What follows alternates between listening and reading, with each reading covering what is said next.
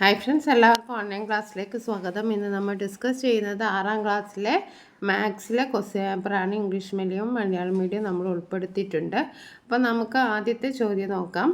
ആദ്യത്തെ ചോദ്യം ആവറേജ്, ശരാശരി എന്ന പാഠഭാഗത്ത് നിന്നുള്ള ഒരു ചോദ്യമാണ്. അപ്പോൾ നമുക്ക് നോക്കാം.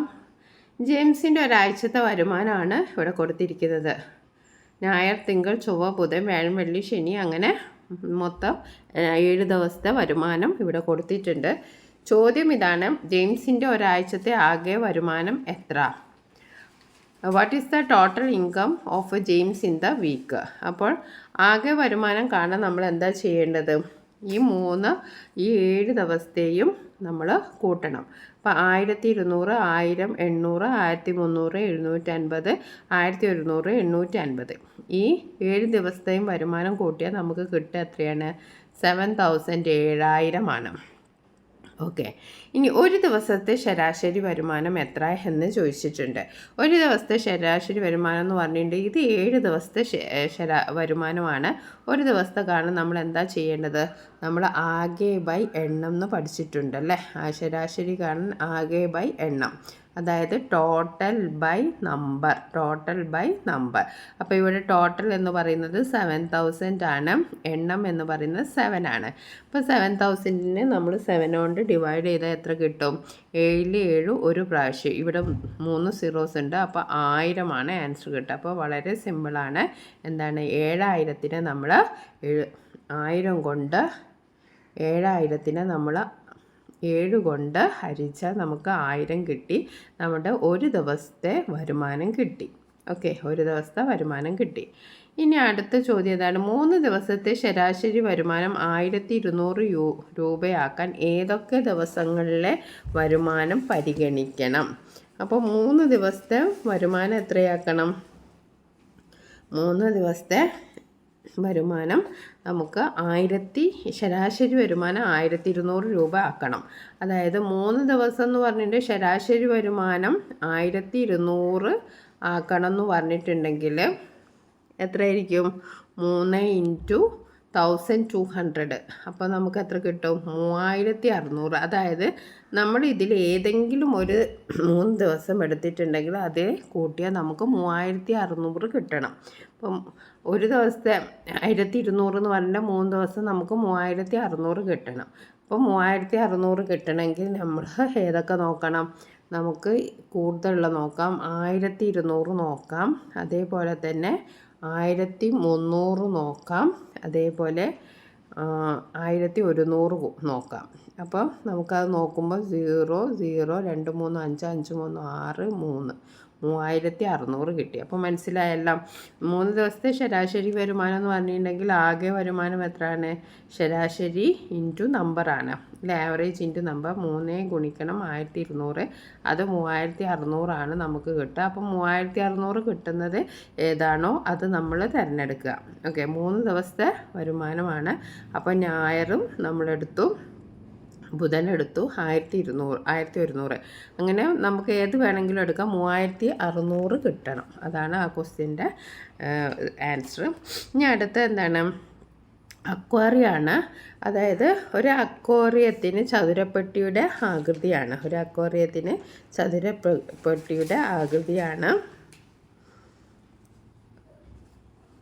അപ്പോൾ അതിൻ്റെ നീളം, ലെങ്ത്തും ബ്രെഡ്ത്തും അതേപോലെ ഹൈറ്റും തന്നിട്ടുണ്ട്. ലെങ്ത്ത് എത്രയാണ്? നീളം 80 സെൻറ്റിമീറ്റർ ആണ്. പിന്നെ ബ്രെഡ്ത്ത് എന്ന് പറയുന്ന വീതി 60 സെൻറ്റിമീറ്റർ ആണ്. അതേപോലെ ഹൈറ്റ്, ഉയരം എന്ന് പറയുന്നത് 50 സെൻറ്റിമീറ്റർ ആണ്. അപ്പോൾ ഈ അളവുകളൊക്കെ അവിടെ തന്നിട്ടുണ്ട്. അപ്പോൾ നമ്മളോട് പറഞ്ഞിരിക്കുന്ന അക്വാറിയത്തിൻ്റെ ഉള്ളളവ് എത്ര ഘന സെൻറ്റിമീറ്റർ ആണ്? ഓക്കെ,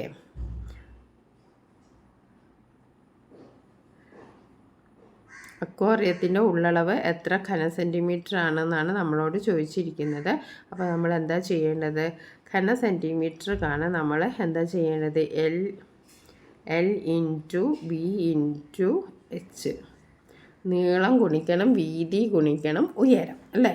അപ്പം നീളം ഗുണിക്കണം വീതി ഗുണിക്കണം ഉയരം എന്ന് പറയുന്നത് 80 × 60 ഇൻറ്റു 50.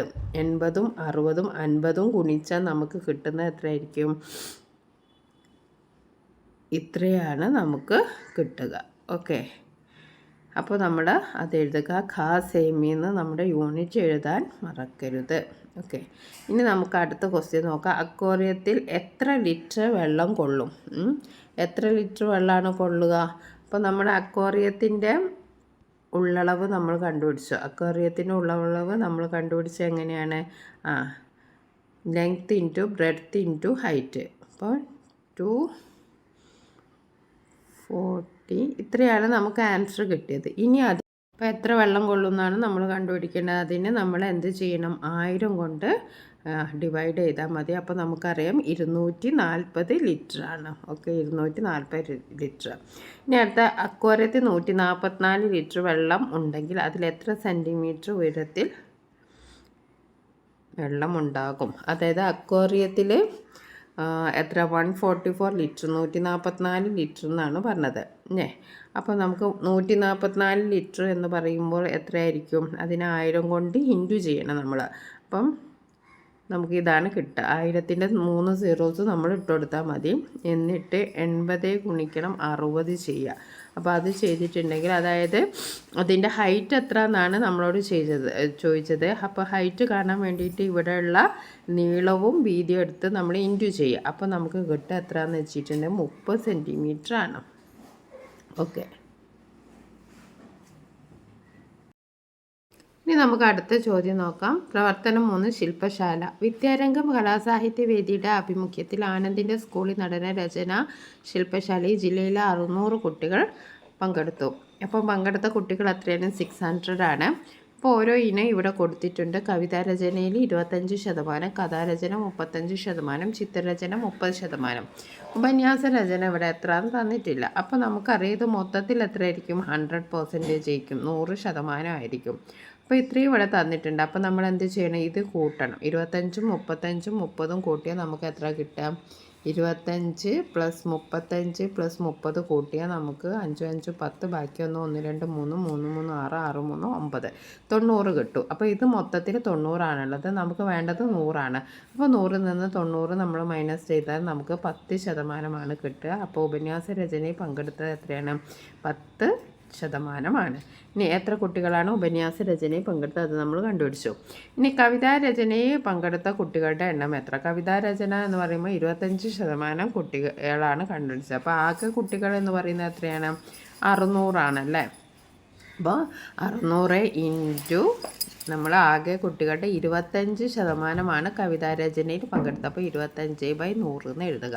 അപ്പോൾ ഇത് നമ്മൾ സീറോസ് കട്ട് ചെയ്തു. പിന്നെ ഇവിടെ ഉള്ളത് 6 × 25, 6 × 25 6 × 25 എന്ന് പറയുന്നത് എത്രയാണ്?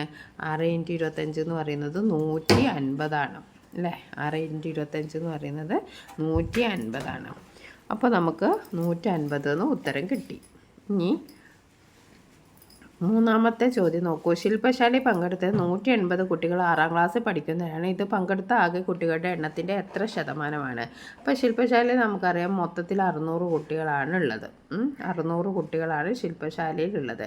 അതിൽ 180, അതായത് 600ൽ 180 കുട്ടികളാണ് 6ാം ക്ലാസ് പഠിക്കുന്നത്. അത് എത്ര ശതമാനമാണ് എന്നാണ് കാണാൻ പറഞ്ഞത്. അപ്പോൾ നമ്മൾ എന്താ ചെയ്യുക? 100 കൊണ്ട് ഇൻറ്റു ചെയ്യുക. ആദ്യം നമ്മൾ ടോട്ടൽ എത്ര കുട്ടികളാണോ 180 6ാം ക്ലാസ് പഠിക്കുന്നത്, എന്നിട്ട് ടോട്ടൽ എഴുതുക. 600 കുട്ടികളാണ് ആകെ ടോട്ടൽ ഉള്ളത്, ഇൻറ്റു 100 ചെയ്യുക. അപ്പോൾ നമ്മൾ എന്താ ചെയ്യുക? 0 0 0 0 കട്ട് ചെയ്തു. അപ്പോൾ 180/6 ഉള്ളത്. അപ്പോൾ 18ൽ നമുക്കറിയാം 6 3 പ്രാവശ്യമാണ് പോവുക. അപ്പോൾ നമ്മുടെ ആൻസർ എത്രയാണ്? 30. അപ്പോൾ നമുക്ക് എന്ത് എഴുതാം? 30% എന്ന് എഴുതാം. വളരെ എളുപ്പമാണ് പെർസെൻറ്റേജിൻ്റെ ക്വസ്റ്റ്യൻസൊക്കെ. അപ്പോൾ അതൊന്നും നിങ്ങൾ മിസ്സാക്കരുത്. ഇനി അടുത്തത് ഘടകങ്ങൾ കാണുക എന്നുള്ളതാണ്. ഘടകങ്ങൾ കണ്ടെത്താനാണ്. 36നെ അഭാജ്യ ഘടകങ്ങളായി പിരിച്ചെഴുതി നോക്കും. ഓക്കെ, പിരിച്ചെഴുതി നോക്കിയാൽ 36ന് 2 × 2 × 3 × 3 എന്ന് നമുക്ക് എഴുതാം. അപ്പോൾ ഇവിടെ ചോദിക്കുന്ന 36ന് എത്ര ഘടകങ്ങളുണ്ട്? 144നെ അഭാജ്യ ഘടകങ്ങളാക്കി പിരിച്ചെഴുതി എല്ലാ ഘടകങ്ങളും എഴുതുക. അപ്പോൾ നമുക്ക് ഘടകങ്ങളുടെ എണ്ണം എന്ന് പറയുന്നത് എത്രയായിരിക്കും? 9 എണ്ണമാണ് ഘടകങ്ങളുടെ എണ്ണം. അത് നമുക്ക് എങ്ങനെ കിട്ടി? ഇവിടെ 2 2 എന്ന് അറിയുന്നത് എത്ര 2 ഉണ്ട്? ഒരു 2 2ആണ് ഉള്ളത്. അതിനോട് നമ്മൾ 3 1 കൂട്ടി. ഇനി 3 3 എന്ന് പറയുന്നത് എത്ര എണ്ണം? ഇവിടെ 2 എണ്ണമാണ് ഉള്ളത്. അതിനോട് നമ്മൾ 1 കിട്ടി. ഘടകങ്ങളുടെ എണ്ണം കണ്ടുപിടിക്കുന്നത് നിങ്ങൾക്കറിയാലോ. എത്ര ഘടകങ്ങളാണ്? ഇവിടെ 2 2ആണ് ഉള്ളത്. അപ്പോൾ 2 + 1. 3 2 എണ്ണമാണ് ഉള്ളത്. അപ്പോൾ 2 + 1. അപ്പോൾ 3 ഗുണിക്കണം 3 9. ഇങ്ങനെയാണ് നമ്മൾ ഘടകങ്ങളുടെ എണ്ണം കണ്ടുപിടിക്കുക. എത്രയാണോ ഘടകങ്ങൾ ഉള്ളത് അതിനോട് നമ്മൾ 1 കൂട്ടിയിട്ട് അതിനെ ഇൻറ്റു ചെയ്യാം. ഇനി അടുത്തത് എന്താണ്? 444നെ അഭാജ്യ ഘടകങ്ങളാക്കി എഴുതിയാൽ എല്ലാ ഘടകങ്ങളും കണ്ടെത്തുക. അപ്പം നമ്മൾ 144നെ എന്ത് ചെയ്യണം? 144നെ നമ്മൾ അഭാജ്യ ഘടകങ്ങളാക്കണം. 144 എന്താണ്? 144നെ നമുക്ക് എന്തുകൊണ്ട് ഹരിക്കാം? ആദ്യം തന്നെ നമ്മൾ 2 കൊണ്ട് ഹരിക്കുക. അപ്പോൾ നമുക്ക് 72 കിട്ടും അല്ലേ? 72നെ നമ്മൾ 2 കൊണ്ട് ഹരിച്ചാൽ നമുക്ക് എത്ര കിട്ടും? 36 കിട്ടും. അപ്പോൾ നമ്മൾ 36 എന്ന് എഴുതി. 36നെ വീണ്ടും നമ്മൾ 2 കൊണ്ട് ഹരിക്കുകയാണ്. അപ്പോൾ 36നെ 2 കൊണ്ട് ഹരിച്ചാൽ നമുക്ക് എത്ര കിട്ടും? 18 കിട്ടും അല്ലേ? 18 കിട്ടും. അപ്പോൾ അതിനെ വീണ്ടും 2 കൊണ്ട് ഹരിച്ചു, നമുക്ക് 9 കിട്ടി. 9നെ നമുക്ക് 2 കൊണ്ട് ഹരിക്കാൻ പറ്റില്ല. അപ്പോൾ നമ്മൾ 3 കൊണ്ട് ഹരിച്ചു. അപ്പോൾ 3 പിന്നെയും 3, അപ്പോൾ നമുക്ക് 1 കിട്ടി. അപ്പോൾ നമുക്ക് എത്ര ഘടകം കിട്ടി? അങ്ങനെ കിട്ടി. ഇനി നമുക്ക് ഘടകങ്ങളുടെ എണ്ണം എഴുതാം. 1 ഉണ്ടാവും, അതേപോലെ തന്നെ 2 ഉണ്ടാവും, 3 ഉണ്ടാവും, പിന്നെ 4 ഉണ്ടാവും, 5 ഉണ്ടാവില്ല, 6 ഉണ്ടാവും, പിന്നെ 7 ഉണ്ടാവില്ല, 8 ഉണ്ടാവും. അങ്ങനെ നമ്മൾ മൊത്തത്തിൽ ഘടകങ്ങളുടെ എണ്ണം നമുക്ക് 11 എണ്ണമാണ് കിട്ടുക. അത് നമുക്ക് കിട്ടിയാൽ നമ്മുടെ ഉത്തരം ശരിയാണ്. ഇനി അടുത്തത് നമുക്ക് പ്രവർത്തനം 5 നോക്കാം. പ്രവർത്തനം 5 ഉയരം കണ്ടെത്താൻ വളരെ എളുപ്പമുള്ള ചോദ്യമാണ്. ഇതൊന്നും മിസ്സാക്കരുത്. പെർസെൻറ്റേജ്, അതേപോലെ തന്നെ ഇങ്ങനത്തെ ഹൈറ്റ് കാണാനുള്ള ഡെസിമൽസ്, ദശാംശത്തിൻ്റെ ഒന്നും ആരും മിസ്സാക്കരുത്. അപ്പോൾ ഇവിടെ ആർക്കാണ് ഏറ്റവും കൂടുതൽ ഉയരമുള്ളത് എന്നാണ് ചോദ്യം. ഇപ്പോൾ ഇവിടെ നിങ്ങൾ വായിച്ചു നോക്കുക. അനു 1.16, ബേബി ഉണ്ട്, ഫാത്തിമ ഉണ്ട്, സജി ഉണ്ട്, ഷംന ഉണ്ട്. അപ്പോൾ 1.40 ആണ് ഏറ്റവും കൂടുതലുള്ളത്. അപ്പോൾ നമുക്ക് എന്ത് എഴുതാം? സജിക്കാണ് ഏറ്റവും കൂടുതൽ ഉയരമുള്ളതെന്ന് എഴുതാം. പിന്നെ നമുക്ക് അടുത്ത ചോദ്യം, ഏറ്റവും കൂടിയ ഉയരവും ഏറ്റവും കുറഞ്ഞ ഉയരവും തമ്മിലുള്ള വ്യത്യാസം. അപ്പോൾ കൂടിയത് സജിയാണ് 1.40. ഏറ്റവും കുറവ് ഇവിടെ ആയിരിക്കാനുള്ളത്? ഷംനക്കാണുള്ളത്. അപ്പോൾ 1.04. ഇത് നമ്മൾ കുറയ്ക്കാനാണ് പറഞ്ഞത്. 10ന്ന് 4 പോയാൽ എത്രയാണ്? 6. അപ്പോൾ ഈ 4 ഇവിടെ കടം കൊടുത്തപ്പോൾ ഇവിടെ 3 ആയി. 3ന്ന് 0 പോയാൽ എത്രയാണ്? 3. പിന്നെ ഇതിവിടെ 0. അപ്പോൾ നമുക്ക് എന്താ എഴുതാം? 0.36 എന്ന് എഴുതാം. ഇനി ഉയരം ആരോഹണ ക്രമത്തിൽ എഴുതാൻ പറഞ്ഞിട്ടുണ്ട്. അതായത് അസെൻഡിങ് ഓർഡർ, ചെറുതുനിന്ന് വലുതിലേക്ക്. അപ്പോൾ ഇവിടെ ആദ്യം നമുക്ക് 1.04 എഴുതാം. അതാണ് ഏറ്റവും ചെറുത് ഇതിൽ. പിന്നെ നമുക്ക് 1.06 എഴുതാം. അതാണ് പിന്നെ വലുതുള്ളത്. പിന്നെ നമുക്ക് 1.16 എഴുതാം. 1.16 എഴുതാം. അടുത്ത നമുക്ക് എന്ത് എഴുതാം? 1.27 എഴുതാം. ഇനി അടുത്ത് നമുക്ക് 1.40 എഴുതാം. 1.40 എഴുതാം. ഇങ്ങനെ നമുക്ക് അസെൻഡിങ് ഓർഡറിൽ ആരോഹണ ക്രമത്തിൽ എഴുതാം. ഇനി നമുക്ക് അടുത്ത ചോദ്യം പ്രവർത്തനം 6 ചേർത്ത് വെക്കാം എന്നുള്ളതാണ്. ഇവിടെ നോക്കുക, ത്രികോണങ്ങളുടെ എണ്ണം 1, തീപ്പെട്ടി കമ്പുകളുടെ എണ്ണം 3. അപ്പോൾ ഒരു ത്രികോണമായപ്പോൾ 3 തീപ്പെട്ടി കമ്പാണ് ഇവിടെ തോന്നുന്നത്. ഇവിടെ നോക്കൂ, 2 ത്രികോണങ്ങളുണ്ട്, പക്ഷെ ഉപയോഗിച്ച 5 ആണ്. ഇവിടെ 3 ത്രികോണങ്ങളുണ്ട്, തീപ്പെട്ടി കമ്പുകൾ ഉപയോഗിച്ച് 7 എണ്ണമാണ്. ഇവിടെ 4 ആകുമ്പോൾ എത്രയായിരിക്കും? അപ്പോൾ ഇത് തമ്മിലൊരു കണക്ഷൻ ഉണ്ടല്ലേ. 1 ആകുമ്പോൾ 3 ആണ്, 2 ആകുമ്പോൾ 5 ആണ്, 3 ആകുമ്പോൾ 7 ആണ്. അപ്പോൾ 4 ആകുമ്പോൾ എത്രയായിരിക്കും? 4 ആകുമ്പോൾ 9 ആയിരിക്കും അല്ലേ? 4 ആകുമ്പോൾ 9 ആയിരിക്കും. അപ്പോൾ നമുക്ക് 4ന് 9 കൊടുക്കാം. പിന്നെ ഇവിടെ നോക്കൂ, ഇവിടെ നമുക്ക് വരയ്ക്കാൻ പറഞ്ഞിട്ടുണ്ട്. അപ്പോൾ നമുക്ക് എങ്ങനെ വരയ്ക്കാം? 1 2 3 4 പിന്നെ 5 ഇങ്ങനെ. 5 ത്രികോണങ്ങളുടെ എണ്ണം. അപ്പോൾ നമുക്ക് എത്ര കമ്പ് ഉപയോഗിച്ചാലോ? 11 കമ്പ് ഉപയോഗിച്ചാലാണ് നമുക്കത് കിട്ടുക. ഇനി നമുക്ക് ഈ അക്ഷരങ്ങൾ ഉപയോഗിച്ചിട്ട് ഇതിൻ്റെ ബന്ധം എഴുതാൻ പറഞ്ഞിട്ടുണ്ട്. അപ്പോൾ നമുക്ക് എന്ത് എഴുതാം? ഇവിടെ നിങ്ങൾ നോക്കിയാൽ അറിയാം നമുക്ക് എങ്ങനെയാണ് ഈ ഒരു ബന്ധം നമുക്ക് എഴുതാൻ കഴിയുക. അതായത് 2 ത്രികോണങ്ങളുടെ എണ്ണം 1 ആണെച്ചാൽ 2 ഗുണിക്കണം 1 അല്ലേ, 2 ഗുണിക്കണം 1 പ്ലസ് 1 ആണ്. അതെ, 2 ഗുണിക്കണം 1 പ്ലസ് 1. ഇവിടെ നോക്കും, 2 ഗുണിക്കണം 1 3 2 ഗുണിക്കണം 1 2 2 പ്ലസ് 1 3. ഇവിടെ നോക്കൂ, 2 ഗുണിക്കണം 2 4 4 1 5. ഇവിടെ നോക്കൂ, 2 ഗുണിക്കണം 3 6 6 1 7. 2 ഗുണിക്കണം 4 8 8 കൂട്ടണം 1 9. അപ്പോൾ നമുക്ക് ഈ ഒരു രൂപത്തിൽ എഴുതാം. ഇങ്ങനെയാണ് 2t പ്ലസ് 1 എന്ന് എഴുതാം. ഓക്കെ, ഇതാണ് നമ്മുടെ ആ ഒരു ആൻസർ. ബന്ധത്തെ ടി എന്നും കമ്പുകളുടെ എണ്ണത്തെ എസ് എന്നും നമ്മൾ കണക്കിലെടുത്താൽ ഇങ്ങനെയാണ് എഴുതുക. അടുത്ത വളരെ എളുപ്പമുള്ളതാണ്, ആരും മിസ്സാക്കരുത്, രേഖീയ ജോഡി. ഓക്കെ, ചിത്രം നോക്കി ഉത്തരം എഴുതാനാണ് പറഞ്ഞിരിക്കുന്നത്. കോൺ എ ബി ഡിക്ക് തുല്യ അളവുള്ള മറ്റൊരു കോൺ എഴുതുക. കോൺ എ ബി ഡിയുടെ രേഖീയ ജോഡിയായി വരുന്ന ഒരു കോൺ എഴുതുക. കോൺ ഡി ബി സി, കോൺ സി ബി എഫ്, കോൺ എ ബി എന്നീ കോണുകളുടെ അളവുകൾ കണ്ടെത്തുക. അപ്പോൾ കോൺ എ ബി ഡിക്ക് തുല്യമായിട്ടുള്ള അളവ്, കോൺ എ ബി ഡി എന്ന് പറയുന്നത് ഇതാണ്, എ ബി ഡി. കോൺ എ ബി ഡിക്ക് എന്താണ്, നമുക്ക് എന്ത് എഴുതാം, കോൺ എ ബി ഇ എന്ന് എഴുതാം. ഓക്കെ, കോൺ എ ബി ഇ എന്ന് എഴുതാം. അല്ലെങ്കിൽ നമുക്ക് എന്ത് എഴുതാം, കോൺ സി ബി എഫ് എന്നും എഴുതാം, സി ബി എഫ് എന്നും എഴുതാം. ഓക്കെ, കോൺ സി ബി എഫ് അല്ലെങ്കിൽ സി ബി എഫ് എന്ന് എഴുതാം. പിന്നെ ഇനി അടുത്ത ചോദ്യം എന്തായിരുന്നു, അടുത്തത് രേഖീയ ജോഡി എഴുതാനാണ്. ഇപ്പോൾ രേഖീയ ജോഡി എന്ന് പറഞ്ഞാൽ ഇങ്ങനെ വരുന്നത് അല്ലേ. അപ്പോൾ എ ബി ഡിക്ക് സമമായിട്ട് വരുന്നതാണ് കോൺ സി ബി ഡി അല്ലേ, സി ബി ഡി, കോൺ സി ബി ഡി എന്ന് നമുക്ക് എഴുതാം. ഓക്കെ, ഇനി അടുത്തത് ഇതിൻ്റെയൊക്കെ പിന്നെ എത്ര മെഷർമെൻറ്റ് എന്ന് എഴുതാനാണ്. ഇവിടെ 55 അപ്പോൾ ഇവിടെ 180 ആണല്ലോ, ഇത് രേഖീയ ജോഡിയാണല്ലോ. അപ്പോൾ 180 നിന്ന് 55 പോയാൽ എത്രയായിരിക്കും, 125 ഡിഗ്രി. ഓക്കെ, ഇത് രണ്ടും രേഖീയ ജോഡിയാണ്. രേഖീയ ജോഡി എന്ന് പറയുന്നത് 180 ആണ്. 180 നിന്ന് ഒരു കോണ് 55 തന്നിട്ടുണ്ട്. അപ്പം മറ്റേ കോണ് കാണാൻ 180 നിന്ന് 55 കുറയ്ക്കുക.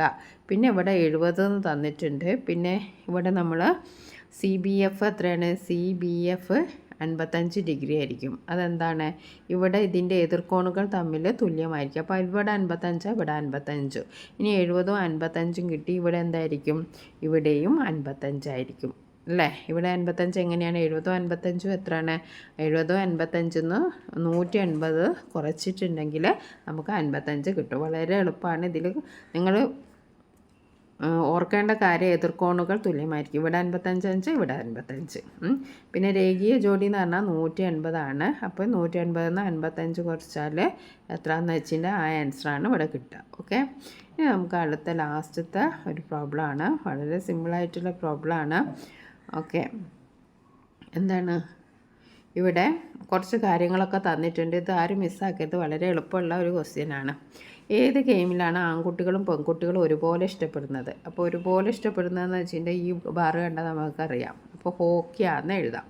ബാഡ്മിൻ്റൺ ഇഷ്ടപ്പെടുന്ന പെൺകുട്ടികളുടെ എണ്ണം, ബാഡ്മിൻ്റണിൽ ഇതാണ്. ഇഷ്ടപ്പെടുന്ന പെൺകുട്ടി എന്ന് പറയുന്നത് ഈ ബ്ലാക്ക് ഉള്ളതാണ്, അത് ശ്രദ്ധിക്കുക. അപ്പം അതിന് നേരെ വരുന്നത് എത്രയാണ്, 55ആണ്. അപ്പോൾ നമുക്ക് എന്ത് എഴുതാം, ബാഡ്മിൻ്റൺ ബി 50 ഡിഗ്രി, 50 ആൾക്കാരാണ് കേട്ടോ. അപ്പം ഇവിടെ നേരെ വരുന്നത് എത്രയാണ്, 50. അപ്പോൾ നമുക്ക് 50 എന്ന് എഴുതാം. ഓക്കെ, 50 എഴുതാം. ഇനി ഫുട്ബോൾ ഇഷ്ടപ്പെടുന്ന ആൺകുട്ടികളുടെ എണ്ണം, ഫുട്ബോൾ എന്ന് പറയുന്ന ആൺകുട്ടികൾ ഈ ഒരു ബ്ലാക്ക്, ഈ ഒരു വൈറ്റാണ്. അപ്പോൾ ഫുട്ബോൾ ഇഷ്ടപ്പെടുന്ന എത്രയാണ്, ഇത് നേരെ സ്കെയിൽ വെച്ച് നോക്കുക. അപ്പോൾ നമുക്ക് 70 കിട്ടും. ഫുട്ബോൾ ഇഷ്ടപ്പെടുന്ന കുട്ടികൾ 70. ഹോക്കി ഇഷ്ടപ്പെടുന്നവരുടെ എണ്ണത്തേക്കാൾ എത്ര കൂടുതലാണ് ക്രിക്കറ്റ് ഇഷ്ടപ്പെടുന്നവരുടെ എണ്ണം? അപ്പോൾ ഹോക്കി എന്ന് പറയുമ്പം എത്രയാണ്, ഹോക്കി ഇഷ്ടപ്പെടുന്നത് 25 ഹോക്കി ഇഷ്ടപ്പെടുന്നവർ 25 എണ്ണൻ്റെ എണ്ണത്തെ എത്ര കൂടുതലാണ് ക്രിക്കറ്റ് ഇഷ്ടപ്പെടുന്നവർ? ക്രിക്കറ്റ് എന്ന് പറയുമ്പോൾ എത്രയാണ്, ക്രിക്കറ്റ് എന്ന് പറയുമ്പം 30 ക്രിക്കറ്റ് 30. അപ്പോൾ 30 - 25 5 എണ്ണം ഉള്ളൂ കൂടുതൽ. അപ്പോൾ ഇത്രയും വളരെ എളുപ്പമുള്ള ചോദ്യമാണ്. അപ്പോൾ എല്ലാവരും ഒന്നും മിസ്സാക്കരുത്. ഈ ഒരു പ്രവർത്തനം വെട്ടത്തെ ഒരു ചോദ്യം, ഗ്രാഫ് വരച്ച് വരുന്ന ചോദ്യങ്ങൾ ആരും മിസ്സാക്കരുത്. അതേപോലെ തന്നെ രേഖീയ ജോഡി നിങ്ങൾക്ക് എളുപ്പമായിരിക്കും. അതിൻ്റെ കോണിൻ്റെ മെഷർമെൻറ്റൊക്കെ അറിഞ്ഞിട്ടുണ്ടെങ്കിൽ അതും നിങ്ങൾക്ക് എളുപ്പമായിരിക്കും. പിന്നെ അതേപോലെ തന്നെ മീറ്റർ ദശാംശ രൂപത്തിലുള്ള ഇങ്ങനത്തെ ഒരു ക്വസ്റ്റ്യൻ മസ്റ്റാണ്. അപ്പോൾ അതും നിങ്ങൾക്ക് എളുപ്പത്തിൽ ചെയ്യാം. ഒരിക്കലും ഇങ്ങനെ കൺഫ്യൂഷൻ ആവരുത്. 1.04 എന്ന് പറയുമ്പോൾ അതല്ല ഏറ്റവും വലുത്, അത് ഏറ്റവും ചെറുതാണ്. അപ്പോൾ അത് അസെൻഡിങ് ഓർഡറിലും ഡിസെൻഡിങ് ഓർഡറിലും ചെയ്യാൻ നിങ്ങൾക്ക് പറ്റാവുന്നതാണ്. പിന്നെ പേഴ്സൻറ്റേജ് ശതമാനവും എല്ലാവരും ട്രൈ ചെയ്ത് നോക്കുക. പിന്നെ ശരാശരി ആവറേജ് വന്നിട്ടുണ്ടെങ്കിലും അതും നിങ്ങൾക്ക് ചെയ്യാൻ പറ്റുന്നതാണ്. അപ്പോൾ നമുക്ക് 6 പ്രവർത്തനം ചെയ്താൽ മതി. നമുക്ക് 8 പ്രവർത്തനം തരും, അതിൽ 6 പ്രവർത്തനം ചെയ്താൽ മതി. Okay, thank you.